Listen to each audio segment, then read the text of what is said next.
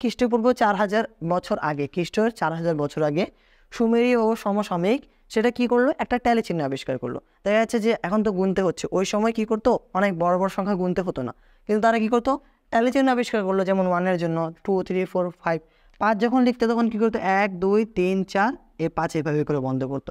10 লেখার জন্য 1, 2, 3, 4, 5 ছিল, 5, 5, 10 এভাবে করে লিখতো।